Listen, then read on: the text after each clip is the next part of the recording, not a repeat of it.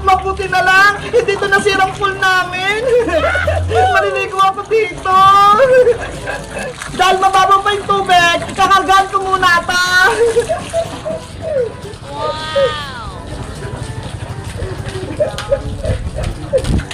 Hala! Ang sarap maligo! Gusto ko ng maligo! Nainita na ako! Ang tagal naman mapuno na itong swimming pool! Maligo na kaya ako! Hindi naman siguro papagalitan ni nanay! Tama! Mag-swimming na talaga ako! Nainita na ako! 1, 2, 3, talon!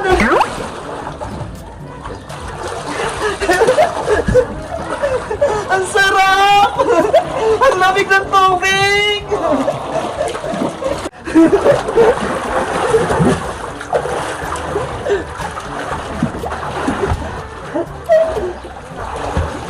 Guys, marunong ba kayo lumangoy? Tuturuan ko kayo kung paano lumangoy at mag-floating!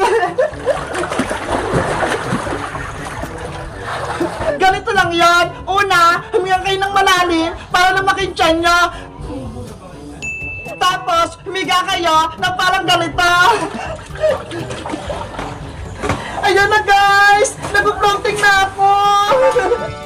Igalaw lang natin yung kamay natin. Parang lumilipad. Parang di tayo lumubog.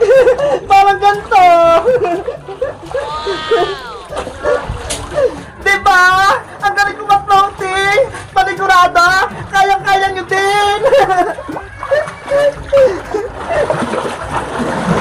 Kayo guys, marunong din ba kayo mag-swimming? Anong alam nyo? Mag-dive, magsisik, mag-butterfly, o mag-floating?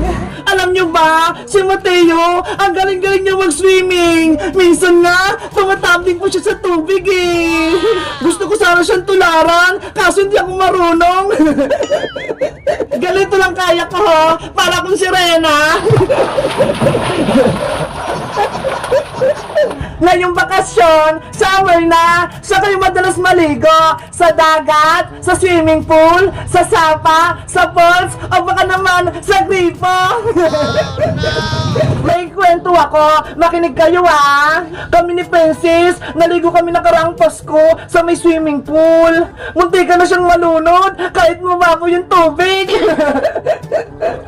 Nung nakaraang taon naman, pumunta kami sa ilog ni Iska, pati ni Princess. Doon, nakakita kami ng sirena, kalahating isda, kalahating katawan yung tao. Pero yung buntot niya, ang ganda, ang kulay. Tapos sa dagat naman, kasama namin si Boyong, hinabol siya ng Shokoy, takot na takot siya. Naalala nyo ba, nung pumunta kami sa Boracay, ang ganda-ganda doon, ang linaw-linaw ng tubig, tapos yung buhangin, kulay white. Nagmangka pa nga ako tapos si Princess naman, nag-island hopping. Sumakay pa siya sa parachute. Kayo guys, anong magandang kwento na nag-swimming kayo? Mag-comment lang kayo. Bye-bye!